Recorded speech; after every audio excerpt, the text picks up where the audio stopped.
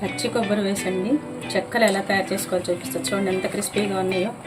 చాలా చాలా టేస్టీగా ఉంటాయండి.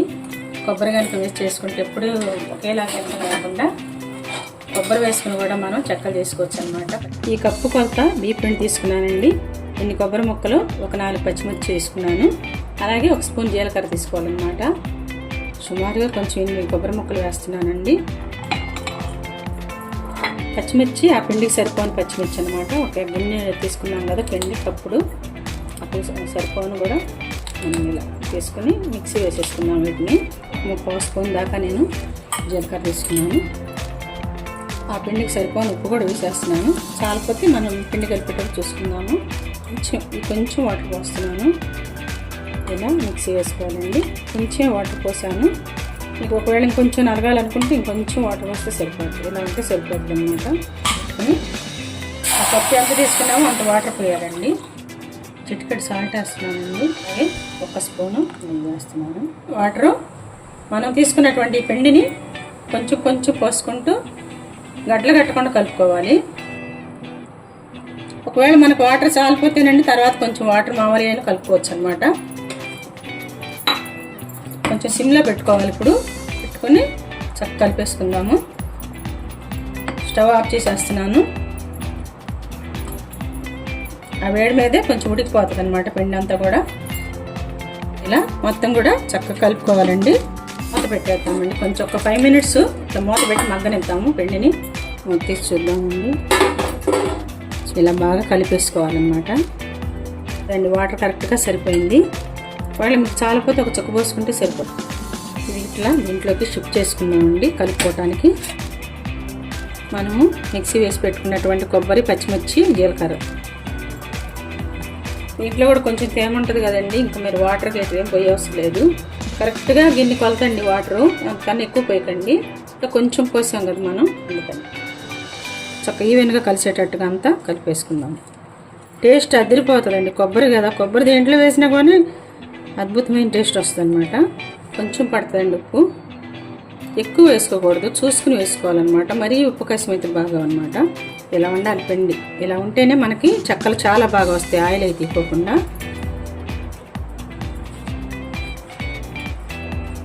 చూడండి కలిసిపోయింది మొత్తం కూడా. చక్కగా కలుపుకోవాలన్నమాట. ఇలా ఉండాలి పిండి. మరీ ఎక్కువ ఆరిపోకుండా మనం అయిపోయింది కదా కలపడం. ఒక గిన్నెలో పెట్టుకొని మూత పెట్టుకుందాము. మనం ఆయిల్ కాగేలోపు ఆరిపోకుండా ఉంటుంది అనమాట. ఇలా మూత పెట్టేసుకొని పక్కన పెట్టుకుందాము. ఆయిల్ పోసుకుందామండి. ఇలా అండి ఒక పూరి ప్రెస్సర్ తీసుకొని, మీ ఇష్టం అండి, మీరు ఒట్టిగా చేత్తో అయినా చేసుకోవచ్చు అనమాట. ఇదైతే చాలా ఈజీ, తొందరగా అయిపోతుంది. ఇలా పూరి ప్రెస్సర్ తీసుకొని కొంచెం ఆయిల్ రాసుకునండి. దీనికి ఇలా పూరి ప్రెస్సర్ మీద కవర్ వేసుకొని చక్కగా చేసుకుంటే చాలా బాగా వస్తాయి. అది నిమ్మకాయ సైజ్ అంత పెట్టుకుంటే బాగా వస్తాయి అన్నమాట. ఇంకా రౌండ్ కూడా చేయవసరం లేదండి దాన్ని. మీరు చూడండి ఎంత చక్కగా వచ్చినాయో, ఇలా వస్తాయి. నూనె కాగిందండి, వేసేసుకుందాము. మీడియం ఫ్లేమ్లో పెట్టానండి. ఇలా ఉడకాలిపోయినప్పుడు తీసేయాలండి. ఇలా ఒక ప్లేట్ వెనక బాగానండి ఆయిల్ రాసుకుని మనము ప్రెషర్లో నెక్కేసేసి ఆ ప్లేట్ మీద పెట్టేసుకోవాలన్నమాట. ఇష్టమండి, మీకు ఏ సైజు కావాలంటే ఆ సైజు వేసుకోవచ్చు. ఇలా అన్నీ కూడా మనము ఈ ప్లేట్ మీద పెట్టేసుకోవాలి. పెట్టుకొని వేసేయటం తేలికండి. వేయటం ఆయిల్ రాసాం కాబట్టి పడిపోతాయి వెంటనే. ఇలా అన్నీ కూడా చేసేసుకున్నాము.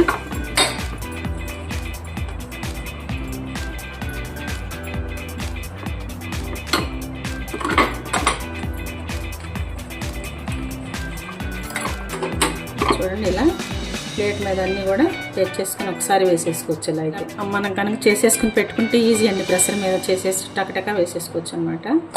చూడండి ఇలా కొన్ని అవనిచ్చేసి మనం ఆయిల్లో వేసేసుకుందాము. ఇలా వేసేసుకోవటం అన్నమాట.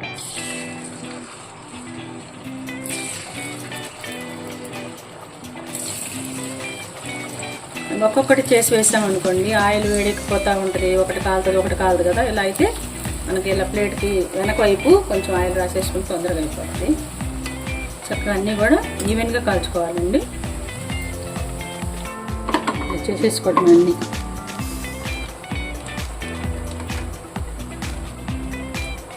ఇదైతే మనకి కష్టం ఉండదన్నమాట చేసేటప్పుడు. ఇంకో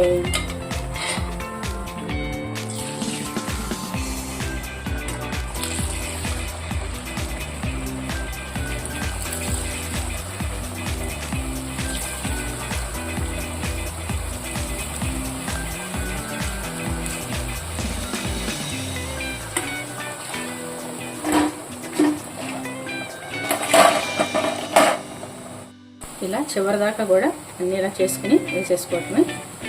చాలా క్రిస్పీగా వచ్చినాయండి, చాలా చాలా టేస్ట్గా ఉన్నాయి. ఉప్పు కారం అన్నీ సరిపోయినాయి అన్నమాట. కొంచెం అడుగులు కాలనిచ్చి మళ్ళీ పైకి తిప్పుకోవాలి. వేసిన వెంటనే పైకి తిప్పేయకూడదు అనమాట. అన్నీ కూడా ఇలా ఈవెన్గా కాల్చుకోవాలండి. ఉడికి ఎప్పుడు ఆగిపోతే అప్పుడు మనం తీసేసుకోవాలి.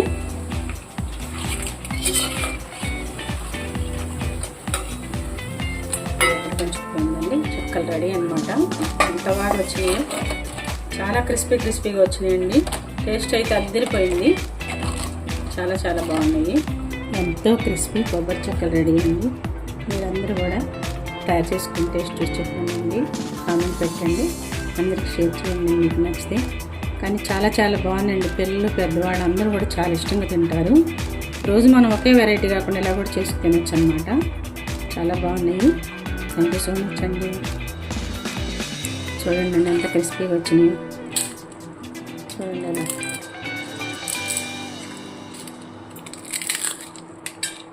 ఎంత బాగా, చాలా క్రిస్పీగా వచ్చినాయండి.